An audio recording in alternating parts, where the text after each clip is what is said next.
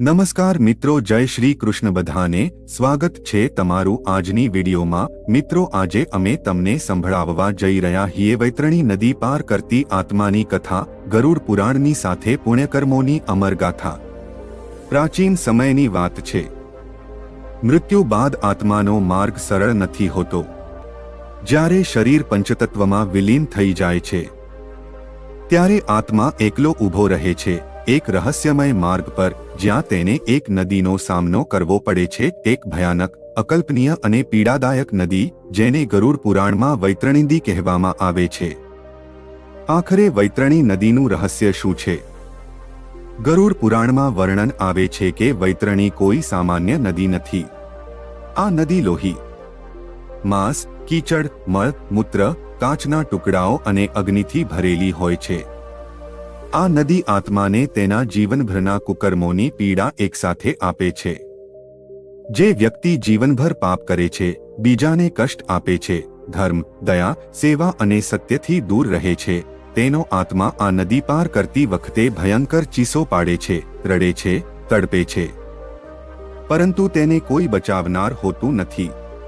પરંતુ ગરુડજી પૂછે છે, હે ભગવાન, શું કોઈ ઉપાય છે જેનાથી આ ભયંકર પીડાથી મુક્તિ મળે? ભગવાન વિષ્ણુ જવાબ આપે છે, હા ગરુડ, જો કોઈ વ્યક્તિ જીવનમાં 7 વિશેષ પુણ્યકર્મો કરે છે તો તેનો આત્મા આ વૈતરણી નદીને કષ્ટ વિના પાર કરી જાય છે। જેમ બાળક પોતાની માતાની આંગળી પકડીને નદી પાર કરે છે, તેમ ગાયની પૂંછ પકડીને આત્મા નદી પાર કરે છે।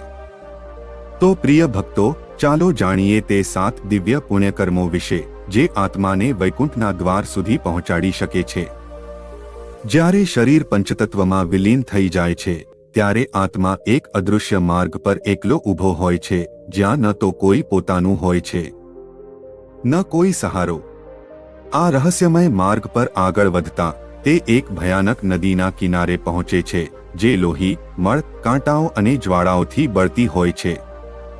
આ નદીને ગરુડ પુરાણમાં વૈતરણી કહેવામાં આવે છે। આ નદી કોઈ સામાન્ય જળધારા નથી, પરંતુ પાપીઓ માટે શુદ્ધ નરકનો અનુભવ છે। જે આત્મા જીવનભર ધર્મ, સેવા, દયા અને સત્કર્મોથી વિમુખ રહ્યો હોય, તેને આ નદીમાં ખેંચવામાં આવે છે। તેની ચીસો અને તડપ તે સમયે કોઈ સહાય કરી શકતી નથી, પરંતુ જો આત્માએ જીવનમાં 7 વિશેષ પુણ્યકર્મો કર્યા હોય તો આ વૈતરણી નદી પોતે જ તેની સહાયક બની જાય છે। ભગવાન વિષ્ણુએ ગરુડને કહ્યું કે આ 7 પુણ્યકર્મો આત્મા માટે સ્વર્ગના દ્વાર ખોલી શકે છે। નંબર 1, ગૌદાન એટલે કે ગાયનું દાન। ગૌ માતા પૃથ્વીનું ચાલતું ફરતું સ્વરૂપ છે। વેદોમાં ઉલ્લેખ છે કે જે ઘરમાં ગાય વસે છે ત્યાં લક્ષ્મીનો સ્થાયી વાસ હોય છે। જ્યારે કોઈ વ્યક્તિ શ્રદ્ધાથી ગાયનું દાન કરે છે, પછી તે સંપૂર્ણ ગાય હોય કે ગૌશાળામાં ચારો પાણી આપીને તેની સેવા કરે, તો તે પુણ્યનું ફળ આત્માને વૈતરણી પાર કરાવવાની શક્તિ આપે છે। મૃત્યુ બાદ તે જ ગાય આત્માને પૂંછ પકડાવીને નદીની પેલે પાર લઈ જાય છે, જેમ માતા પોતાના બાળકને ખોળામાં લઈને ઉફનતી ધારા પાર કરે। નંબર 2, તીર્થયાત્રા અને તીર્થદાન। જ્યારે વ્યક્તિ શ્રદ્ધાથી પવિત્ર તીર્થો જેવા કે કાશી, હરિદ્વાર, ગયા, બદ્રીનાથ, પુષ્કર, રામેશ્વરમ વગેરેમાં સ્નાન કરે છે અને ત્યાં બ્રાહ્મણોને અન્ન, વસ્ત્ર, સોનું કે જમીનનું દાન કરે છે, તો તે પોતાના પૂર્વજોના આત્માને તૃપ્ત કરે છે અને પોતાના ભવિષ્યના માર્ગની અડચણોને શુદ્ધ કરે છે। ગરુડ પુરાણ કહે છે કે તીર્થોમાં કરેલું એક જળનું ટીપું કરોડો જન્મોના પાપોને નષ્ટ કરી દે છે। નંબર 3, પિંડદાન અને શ્રાદ્ધ। મૃત્યુ બાદ આત્માને પરલોકની યાત્રામાં સહારાની જરૂર હોય છે, અને આ સહારો તેના વંશજો દ્વારા કરવામાં આવતા તર્પણ, પિંડદાન અને શ્રાદ્ધથી જ મળે છે। ગયા, હરિદ્વાર, પ્રયાગ, પુષ્કર જેવા તીર્થસ્થાનોમાં પિંડદાન કરવાથી પિતૃઓ તૃપ્ત થાય છે અને મૃત્યુ સમયે તેઓ જ આત્માની સહાય કરે છે। જે પુત્ર શ્રાદ્ધ નથી કરતો તે પિતૃઋણમાં ડૂબેલો રહે છે અને તેનું જીવન સંઘર્ષોથી ભરાઈ જાય છે। નંબર 4, અન્નદાન। ગરુડ પુરાણમાં કહેવાયું છે કે અન્નનું દાન એટલું મહાન છે કે મૃત્યુ બાદ આત્મા 11 દિવસ સુધી ભૂખ અને તરસથી તડપે છે। ફક્ત તે જ આત્મા આ પીડાથી બચે છે જેણે જીવનમાં ભૂખ્યાને અન્ન આપ્યું હોય. અન્નદાન એવું પુણ્ય છે કે જેની પ્રશંસા દેવતાઓ પણ કરે છે. મૃત્યુ બાદ આત્માના માર્ગ પર અન્ન એક દિવ્ય ઉર્જા બનીને પ્રગટ થાય છે. નંબર 5. હરિનામ સ્મરણ. જ્યારે વ્યક્તિ જીવનમાં ભગવાનના નામ રામ, હરિ, ગોવિંદ, નારાયણનો જાપ કરે છે તો તે અંતિમ સમયે પણ નિર્ભય રહે છે. જે વ્યક્તિ અંતિમ સમયે હરિનું નામ લે છે તેની પાસે યમદૂતો નથી આવતા, પરંતુ વિષ્ણુના દૂતો તેને લેવા આવે છે અને સોનેરી વિમાનમાં બેસાડીને તેને વૈકુંઠ લઈ જાય છે. ગરુડ પુરાણ અનુસાર નામ સ્મરણ મૃત્યુને એક ઉત્સવ બનાવી દે છે. કૃષ્ણ મહામંત્ર હરે કૃષ્ણ કૃષ્ણ કૃષ્ણ હરે હરે, હરે રામ રામ રામ હરે હરે. મિત્રો, આ મંત્ર, જેને મહામંત્ર પણ કહેવાય છે, ભગવાન કૃષ્ણ અને રામના નામોનો જાપ છે. આ મંત્રનો જાપ કરવાથી મન શાંત થાય છે અને આધ્યાત્મિક લાભ મળે છે. આ મંત્ર કલિસંતરણ ઉપનિષદમાં આપવામાં આવ્યો છે અને વૈષ્ણવો તેને મહામંત્ર માને છે. આનો જાપ કરવાથી કલિયુગના દુષ્પ્રભાવોથી મુક્તિ મળે છે. હરેનો અર્થ એ છે કે 16 નામો અને 32 અક્ષરોથી યુક્ત આ મહામંત્રનું કીર્તન કલિયુગમાં જીવોના ઉદ્ધારનો એકમાત્ર ઉપાય છે.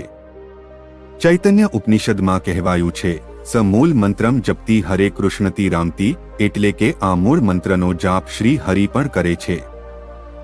જે હરિ કૃષ્ણ છે તે જ શ્રી રામ છે. નંબર 6. બ્રાહ્મણ સેવા અને બ્રાહ્મણ દાન. બ્રાહ્મણો વેદોના જ્ઞાતા, યજ્ઞકર્તા અને ધર્મના આધારસ્તંભ છે. જ્યારે કોઈ વ્યક્તિ શ્રદ્ધાથી બ્રાહ્મણને અન્ન, વસ્ત્ર, આશ્રય, સોનું કે જમીનનું દાન કરે છે તો તે ધર્મનું રક્ષણ કરે છે.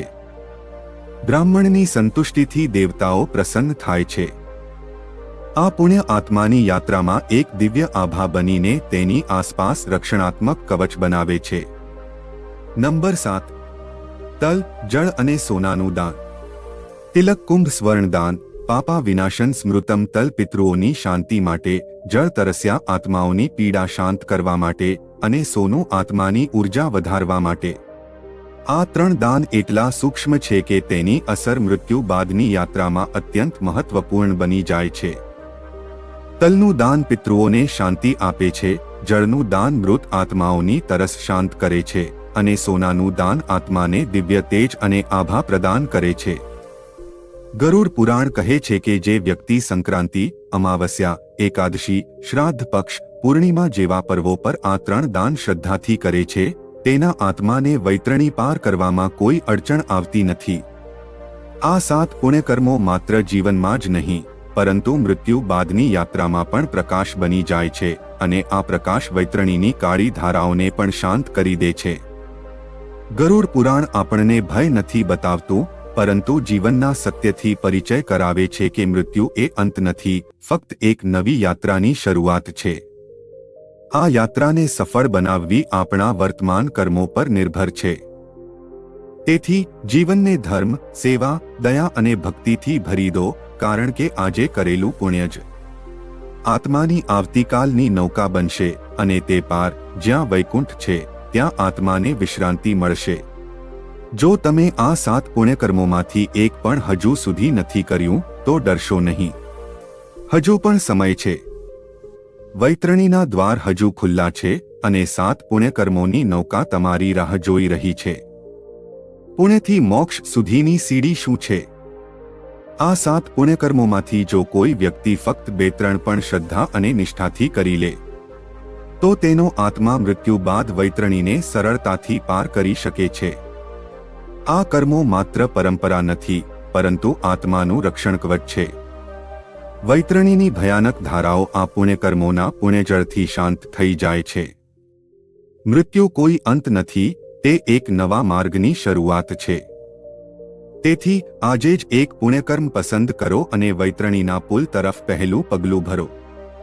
મિત્રો, ગરુડ પુરાણ આપણને ડરાવવા નથી આવ્યું, પરંતુ સચેત કરવા આવ્યું છે, જેથી આપણે સમય રહેતા આપણું જીવન પુણ્ય અને સત્કર્મોથી ભરી શકીએ. વૈતરણી કોઈ કલ્પના નથી, તે આપણા કર્મોનો અરીસો છે.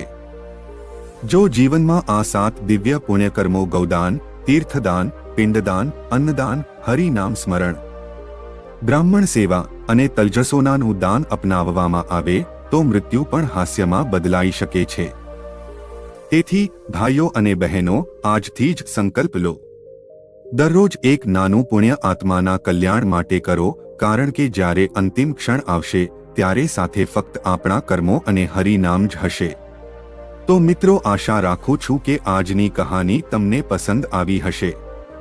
તો વિડીયોને એક લાઈક જરૂર કરી દેજો અને અમારી YouTube ચેનલને સબસ્ક્રાઇબ કરવાનું ભૂલતા નહીં. મળીએ જલ્દી એક નવી કહાનીમાં.